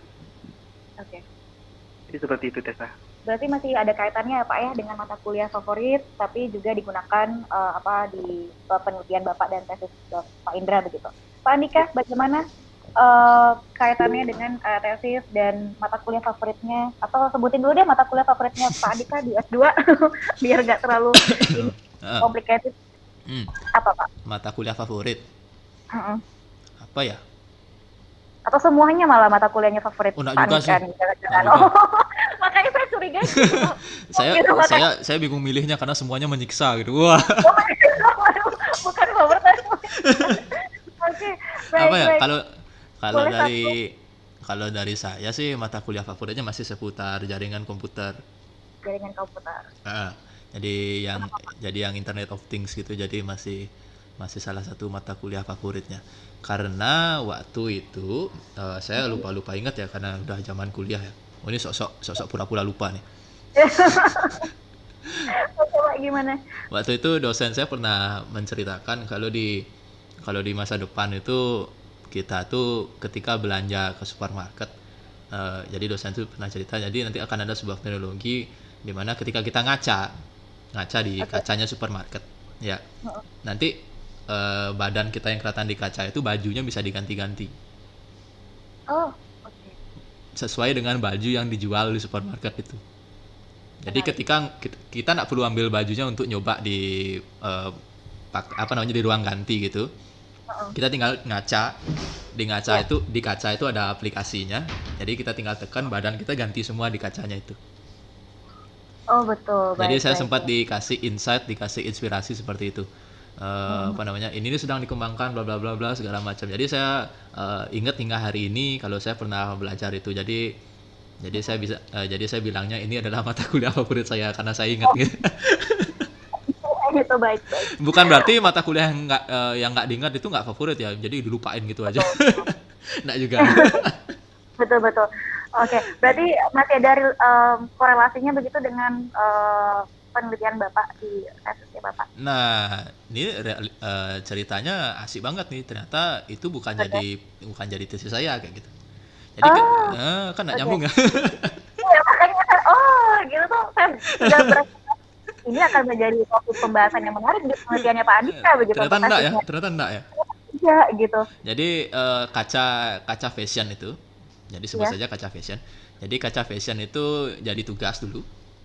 Iya. Jadi tugas untuk meneliti gimana sih orang-orang di luar negeri atau perkembangannya untuk merealisasikan si kaca fashion ini. Jadi itu sekedar jadi tugas. Nah, ketika tesis saya sama seperti Pak Indra, kalau ada yang gampang kenapa harus yang sulit? Kayak gitu. Jadi bahkan dulu pembimbing saya tuh bilang, kalau kamu mau meneliti yang sulit, lakukan setelah kamu lulus dari sini.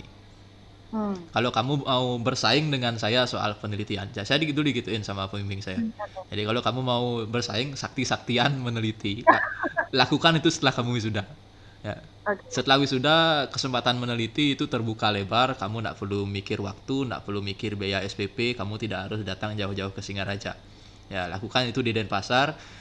Saat itu pembimbing tahu saya ingin jadi dosen. Jadi pembimbing itu sempat nanya, Andika setelah lulus akan kemana? Jadi saya bilang saya akan jadi dosen di Denpasar. Nah, pembimbing saya tambah semangat bilang, nanti Andika lakukan penelitian yang sulit, yang tinggi, yang ingin dilakukan itu ketika di Denpasar saja. Ya. Kita kolaborasi, kita saingan segala macam. Pembimbing saya bilang seperti itu. Nah, untuk keluar dari sini, keluar dari kampus, ya pilih saja yang mudah dulu. Jadi seperti itu. Jadi pembimbingnya bilang seperti itu, kayak gitu sih. Jadi akhirnya kaca fashion itu masih masih saya simpan. Saya curiganya tadi kan sebenarnya sudah banyak penelitian yang sulit-sulit begitu, yang sakti-sakti begitu, karena sudah tamat kan Pak? Atau memang adanya begitu? Realitanya sih saya sering disinggung sama pembimbing saya. Ketika saya sudah lulus nih, saya masih kontak-kontakan dengan beliau. Jadi saya masih sering dihubungi via WA. Ya, jadi saya tuh sering kalau bahasa Balinya diewerin gitu loh. Halo Andika, gimana? Jadi kolaborasi. Halo Andika, jadi gimana? Ini itu bikin tidur nggak nyenyak itu. Ini pas lagi mengerjakan tesis begitu, ini malah sudah pasca tesis sudah selesai gitu, sudah tamat begitu. Ini saya berasa bimbingan seumur hidup loh. Oke. Baik. Oke, menarik sekali mengetahui tesis dan mata kuliah favorit beliau-beliau dari Pak Andika dan Pak Indra begitu. Lalu satu pertanyaan yang bisa menyimpulkan topik pada sore hari ini, Pak Indra dan Pak Andika, mengenai pengalaman kuliah S2 di Bali dan di luar Bali. Kapan waktu yang pas untuk melanjutkan ke jenjang S2, Pak Andika, Pak Indra? Ini untuk teman-teman yang menyaksikan nih, kapan waktu yang pas gitu ya? Kapan waktu yang pas kira-kira begitu? Nah, kalau dari waktu, kalau kalau teman-teman sudah siap secara finansial, sudah Iya. sudah legowo secara izin dari orang tua, dari pacar mungkin gitu ya. Ya, Heeh. kadang saya mendengar orang yang punya pasangan gitu ya ketika skripsi kan banyak yang ayo habis kuliah nganten gitu ya. Kadang kadang ada yang aku mau S2 aja dulu. Ah, kadang bisa cekcok segala macam itu. Nah, kan gitu. Izin Oke. izin dari pasangan perlu atau mungkin diputusin dulu pasangannya kan gitu model. Mungkin ini kok Bisa kemana-mana ini. dibawa mana ini? Nah, kalau dari izin, kalau dari izin, kalau dari rencana, kalau dari izin, kalau dari rencana Iya. itu ada baiknya kalau memang kita niat sudah mantap. Ya, ketika akhir masa S1 kita sudah bisa browsing-browsing dulu lah kampus tujuan. Ya, Oke. ya, apalagi kalau biaya, izin, restu orang tua, waktu segala macam sudah lampu hijau. Ya, di Iya. akhir masa S1 kita sudah bisa browsing-browsing dulu. Bahkan saran saya kita bisa nanya ke pembimbing skripsi. Oh, Ya, jadi pembimbing skripsi itu kan di akhir tuh kita dekat banget sama beliau. Ya, iya. kita hampir ketemu tiap hari. Dan pembimbing skripsi itu juga satu bidang ilmu dengan kita. Ya, nggak usah jauh-jauh deh kan gitu ya. Jadi Betul. kita kuliahnya misalnya sastra seperti Tessa, pembimbing skripsi kan juga pasti orang sastra kan itu ya. Iya, Nah, betul. jadi ketika kita minta rekomendasi beliau, nanya-nanya pengalaman beliau pasti jauh lebih lebih nyambung. Jadi selagi kita masih ada di kampus, selagi kita masih dengan mudah untuk bertemu pembimbing skripsi, ya, itu bisa dijadikan momen juga untuk gali informasi seperti itu. Nah, kalau untuk memulainya itu kembali ke kesiapan teman-teman aja. Seperti Pak Indra mungkin dia prepare dulu selama setahun, menyiapkan mental untuk merantau ke Jogja. Itu kan Iya. nggak bukan hal yang bisa diputuskan. Besok aku ke Jogja nih. Iya. Terus tiba-tiba besok udah di Jogja kan gitu ya. Kan nggak bisa, kan nggak sesederhana itu, kan nggak sesederhana Iya. itu. Kayak gitu sih. Oke. Persiapannya bisa dilakukan mulai dari akhir S1, sedangkan kalau Mm-mm. untuk memulainya ya kembali ke itu kapan siapnya aja. Oke, untuk Pak Indra sendiri, kira-kira bagaimana menjawab pertanyaan yang masih sama dengan Pak Andika, begitu? Tadi pertanyaannya apa ya?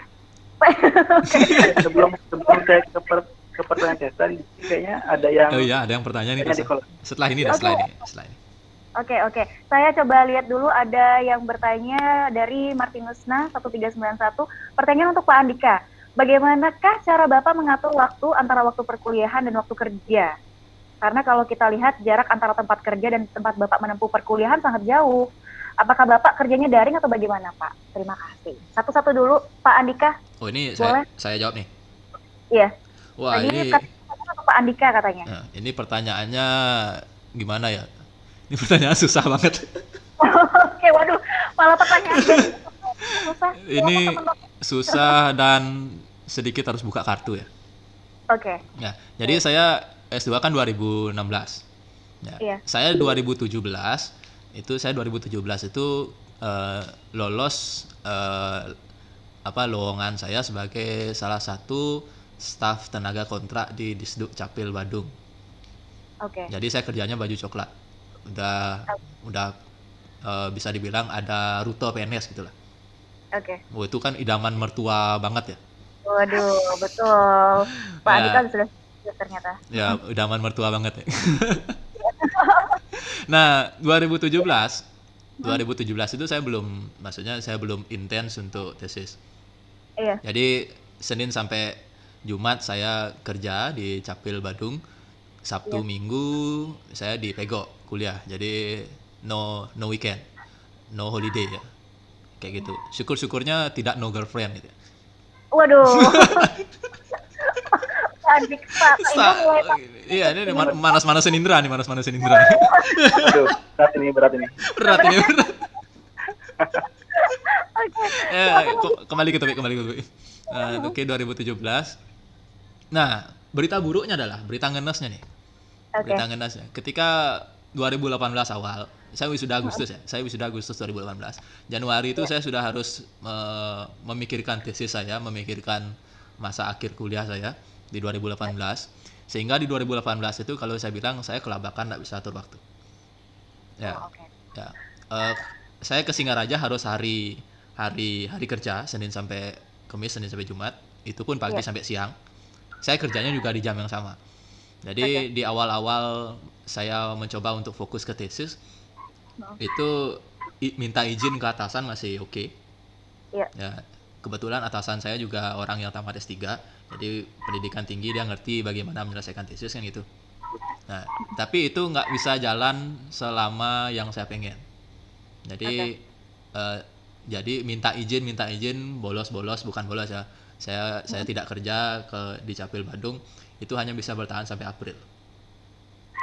Di April saya dipanggil oleh atasan. Ya, di April saya lihat absenmu sering bolong. Saya tahu kamu kuliah S2. Sedangkan di sini prosedurnya tidak bisa seperti itu. Ya kamu harus sama seperti tenaga kontrak yang lain. Ya, mereka datang Senin sampai Jumat, kamu juga harus datang Senin sampai Jumat. Kayak gitu. Jadi saya diberikan ucapan seperti itu. Akhirnya April saya harus memutuskan.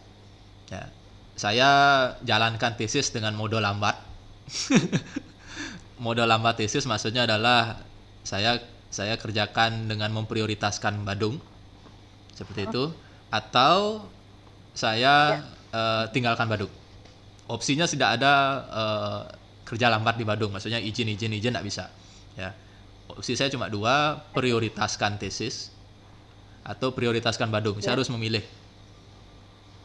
Saya harus memilih seperti itu. Saya meninggalkan kesempatan satu-satunya mungkin kesempatan dalam hidup saya untuk diangkat jadi PNS. Atau saya memilih menyelesaikan S2. Benar-benar pilihan yang berat bagi saya. Ya, benar-benar pilihan yang berat. Kayak gitu. Karena untuk bayar Uniksa, uangnya juga dari Badung. Jadi saya benar-benar berada di jembatan yang goyang, bawahnya jurang gitu loh. Iya. Ini mau jalan lagi apa mau lompat gitu. Nyaris begitu ya. Ya, jadi benar-benar kayak gitu. Akhirnya saya memilih untuk menyelesaikan S2. Dengan segala pertimbangan yang ada. Dengan segala pertimbangan waktu itu saya lepaskan Badung. Jadi baju coklatnya saya lepaskan, mungkin satu-satunya kesempatan saya untuk diangkat jadi PNS saya lepas. Jadi mulai April saya bisa fokus untuk tesis. Saya bisa fokus. Sesekali saya ngekos di Singaraja, bukan ngekos, tidur di kos teman. Oke. Teman. Ya, saya sesekali tidur di kos teman karena sudah tidak ada kegiatan di Denpasar, sudah tidak ada ikatan di Denpasar. Seperti itu, jadi saya bisa stay beberapa hari dengan Raja sekalian itu. Jadi seperti itu perjalanannya. Jadi kalau ditanya soal mengatur waktu, saya mencoba sebisa mungkin mengatur waktu sefit mungkin, tapi pada akhirnya saya harus memilih salah satu, kerja atau kuliah. Ya, jadi saya ikhlaskan baju coklat saya memilih untuk menyelesaikan studi. Jadi seperti itu kalau ditanya ya. Oke.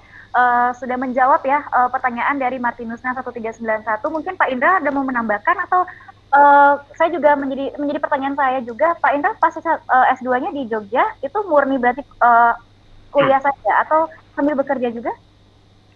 Kalau saya di sana itu murni kuliah, jadi tidak ada sambil kerja gitu ya. Jadi waktunya memang full untuk kuliah. Jadi untuk membagi waktu itu sama pekerjaan itu tidak ada gitu ya. Kalau saya. Oke. Berarti ini ya bisa dibedakan lah bagaimana Pak Indra menempuh pasca sarjana di Jogja dan Pak Andika dengan segala dilema-dilema yang ngenes yang dibilang tadi ngenes itu ya. Waduh, itu saya ngenes. bukan ngenes ya, tapi memang keputusan yang berat juga karena saling berkaitan begitu. Ya, semoga bisa menjadi pembelajaran untuk manajemen waktu teman-teman kalau sudah fokus untuk menempuh pendidikan pasca sarjana atau S2. Selanjutnya saya ada satu pertanyaan lagi dari Niluh Putu Sriwayuni. Terima kasih pertanyaannya. Ini kayaknya lagi sorry Tessa nyata. Ini kayaknya lagi dua dari Niluh dan Rosmayana gitu ya. Oh, boleh. Kayaknya kita jawab dua ini lalu kita tutup gitu aja ya. Siap Pak. Jawab keduanya ya Pak dari iya, oke. Saya bacakan yang pertama. Selamat siang Bapak, selamat sore Bapak Ibu serta rekan-rekan sekalian. Saya Yuni ingin bertanya perihal kuliah S2. Apakah kuliah S2 adalah sebagai standar untuk memenuhi keinginan yang diinginkan dalam tanda kurung begitu dalam hal pekerjaan ke depannya, atau hanya untuk menambah wawasan saja? Lalu jika ada yang berkeinginan untuk melanjutkan ke jenjang S2, tetapi dalam hal finansial masih belum mencukupi, solusi ataupun alternatif yang baik lagi menurut Pak bagaimana? Karena saya tahu pasti di luar sana banyak sekali yang berkeinginan untuk melanjutkan ke jenjang S2. Terima kasih. Oke, Langsung, kalau dari saya, iya Pak. Indra silakan. oke, thank you ya pertanyaannya dari Nilu Putu Sriwayuni. Kalau dari saya, keinginan yang diinginkan dan juga wawasan itu keduanya menjadi poin yang penting gitu ya untuk melanjutkan jenjang pendidikan ke S2. Karena memang kembali lagi kalau dari segi pekerjaan, apa kira-kira yang menjadi tujuan kita untuk ketika kita selesai menamatkan kuliah S2-nya itu. Kalau memang untuk dosen, untuk pekerjaan itu sangat bagus gitu ya, tapi juga tidak terputus dengan hal yang lain gitu ya, pekerjaan yang juga di luar daripada dunia pendidikan gitu. Ya. Kemudian dari segi wawasan juga pastinya, karena kita di S2 itu, kalau saya pribadi, saya di S2 itu karena di UGM ya, jadi seluruh teman-teman yang satu angkatan saya itu tersebar di seluruh Indonesia. Jadi dari Sabang sampai Merauke itu sudah ada semua di sana gitu teman-teman saya. Jadi untuk menambah wawasan itu sangat pasti gitu ya. Kemudian keinginan untuk melanjutkan jenjang kedua, tetapi dalam hal finansial belum cukupi. Solusi seperti apa? Solusi yang bisa diambil itu bisa melalui beasiswa. Oke. Dan mungkin apa ya? Ya, sebenarnya kalau misalkan dari finansial itu bisa dikatakan tidak mencukupi, dari beasiswa pun bisa gitu ya, karena beasiswa juga bukan hanya satu tetapi ada banyak beasiswa yang bisa diikutin. Jadi persiapannya itu kalau dari saya itu sebaiknya dipersiapkan setahun sebelum ingin melanjutkan jenjang S2-nya seperti itu. Oke. Pak Andika menanggapi? Kalau dari saya langsung ke alternatifnya ya. Iya. Jadi kalau belum bisa S2, belum bisa langsung nyambung dari S1-nya, seperti itu, alternatifnya kita bisa ikuti pelatihan atau kursus yang diadakan oleh lembaga-lembaga independen. Contohnya kayak Ruang Guru, kayak Coursera seperti itu ilmunya nggak kalah tajam. Oke. Seperti itu. Kayak gitu sih tambahannya. Baik. Sebelum saya ke pertanyaan terakhir menutup webinar hari ini, saya mau mengingatkan teman-teman bisa diisi di kolom chat sudah saya sebutkan begitu untuk terkait dengan sertifikat dan presensi hadir pada pembahasan digit Australia /absen/2 gitu ya. Jadi langsung aja teman-teman yang sudah bergabung di sini bisa langsung mengisi link tersebut gitu untuk diisi nama lengkap berkaitan dengan sertifikat dan juga nanti sertifikat akan diberikan melalui email yang begitu. Oke, lanjut di yang terakhir dari Rosmayana. Jadi dari awal Pak Adi penasaran apa yang membuat S1 dan S2 berbeda-beda. Jadi setelah merasakan dua jenjang tersebut bedanya apa? Nah, ini saya jawab dengan analogi aja. Oke. Ya. Kalau dia satu, kita ibaratnya kita pergi ke kolam tambak. Ya. Ada banyak kolam. Ada udang, ada lele, ada mujair segala macam. Itu tapi kolamnya beda-beda. Oke. Nah, jadi kita diajarin mancing oleh dosen kita. Ini caranya mancing udang. Ini caranya mancing mujair. Ini caranya mancing nila segala macam. S2 kita diajak ke lautan. Oke. Nah, sampai di lautan kita diajari menyelam. Oke. Nah, jadi saya kira cukup dengan jawaban analogi itu ya. Jadi ketika S2 kita akan diajari untuk gini loh caranya menyelam. Ya, sampai di laut terserah kamu mau cari udang, cari nila, cari apapun atau bahkan cari yang belum pernah kamu pancing sebelumnya. Jadi kalau S1 kita mancing, kolamnya kita tahu isinya apa. Ya, jadi kolam itu udah terlabel-labeli kayak itu. Jadi kita tinggal mancing dimanapun kita mau. Ya, nggak mungkin kita mancing udang dapatnya bukan udang. Nah, itu ketika S1. Nah, ketika S2 kita benar-benar dibawa ke lautan. Ya, di sana kita akan diajari untuk menyelam. Kayak gitu sih. Ya, jawabannya. Kali analoginya. Mungkin ada tambahan menanggapi Rosmayana. Rosmayana ya. Iya. Sebentar. Pak Indra nih udah tenggelam banget nih.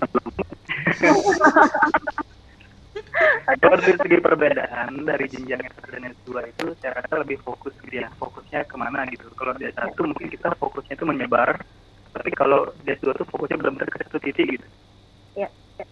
Jadi bisa diibaratkan seperti tadi yang Pak Ade sudah katakan, kalau kita mancing itu di banyak tambak, itu kan diberikan ini seperti ini, masing-masing tambak berbeda keahliannya. Tapi kalau di lautan, kita harus fokus bagaimana cara mendapatkan ikan seperti ini, bagaimana cara yang fokus seperti itu. Oke. Tambahan lagi Pak?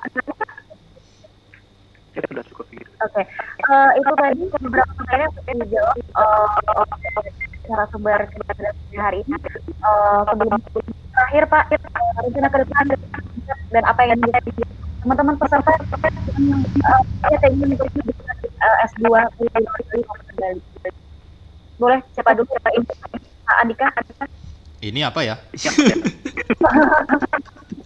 Atau rencana selanjutnya Pak Andika dan Pak Indra dalam waktu dekat apakah ingin melanjutkan S3 atau ada yang disampaikan berkaitan dengan pengalaman kuliah pasca sarjana buat teman-teman yang kuliah lanjut S2. Kalau dari saya sih, teman-teman yang ada minat untuk S2, entah itu akan jadi dosen atau memang jadi praktisi gitu ya, apapun bidangnya, itu yang bisa saya sampaikan adalah pendidikan tinggi itu nggak ada ruginya. Ya, walaupun kita S2 tapi ternyata nggak jadi dosen, ataupun S2 tapi nggak linier, apapun nanti S2 di Bali, di luar negeri, itu nggak ada ruginya, karena pendidikan itu tujuannya adalah untuk merubah pola pikir, ya, mengembangkan pola pikir. Ya, kita bertemu dengan orang-orang yang lebih dari kita gitu ya. Kita bertemu dengan orang-orang yang bisa ahli banget dari kita kayak gitu. Jadi tujuannya nggak semata-mata harus jadi dosen, harus jadi praktisi, harus sukses jadi manajer gitu lah. Enggak. Jadi pendidikan itu ya memuliakan pola pikir gitu aja sih. Kalau dari saya. Oke. Kalau dari saya, buat teman-teman semua yang ingin melanjutkan jenjang S2, itu persiapannya harus benar-benar matang, karena menurut saya sendiri bahwa kalau hanya sekedar mencari gelar gitu ya, kebanyakan orang sih kalau S2 itu memperpanjang nama gitu ya. Kalau sekedar mencari gelar, itu kemungkinan tidak mendapatkan esensi daripada apa yang seharusnya didapatkan ketika melakukan pendidikan S2 gitu. Bagi saya S2 itu merupakan, sambil kutipan dari Pak Andi gitu ya, merupakan suatu lisensi atau kartu yang digunakan untuk dapat melakukan penelitian seperti itu. Kemudian buat teman-teman juga yang sangat berminat untuk melanjutkan ke jenjang pendidikan S2, jangan menganggap bahwa S2 tersebut serem gitu ya, atau menakutkan, karena memang pendidikan itu bagaimana cara seseorang untuk dapat melatih skill mereka, untuk dapat meningkatkan pola pikir mereka agar nantinya bisa lebih fokus terhadap bidang apa yang mereka ingin minati seperti itu. Oke. Menarik sekali dan menyimpulkan kita hari ini dengan S2 di Bali luar. Karena waktunya ini kita juga sudah lebih beberapa menit begitu, Indra. Jadi sebelum saya mengucapkan terima kasih banyak sekali untuk kedua narasumber, Bapak UGD Andika dan Bapak Indra Prasetya. Mana dicontekan saya? Ance, terima kasih. Boleh berbagi pengalamannya, dan peserta boleh langsung tanya secara general ke beliau S2 begitu. Dan mohon maaf bila ada teman Pak Indra banyak role dan bercanda ya. Nggak bisa diberikan. Banyak banget. Jadi saya pribadi begitu selama memodali website hari ini. Dan teman-teman jangan lupa di kolom komen nama dan untuk nanti Terima kasih teman-teman semuanya di kolom sudah bergabung dari awal begitu 5 kurang dan semoga teman-teman yang meningkat atau pasca sarjana dari luar Bali maupun di luar bisa jalan dengan lancar, tidak ada yang begitu berarti bisa langsung kontak kita dan keadaan gitu ya Pak ya. Iya, betul. Betul begitu. Benar teman-teman dari Badan Jabatan 1 11 sumber kita sebutkan sebelum. Terima kasih teman-teman boleh terima kasih teman-teman boleh meninggalkan ruangan. Terima kasih semua. Terima kasih. Ya, sama-sama Tessa. Terima kasih Tessa dan semuanya teman-teman sudah hadir. Iya, sama-sama. Thank you.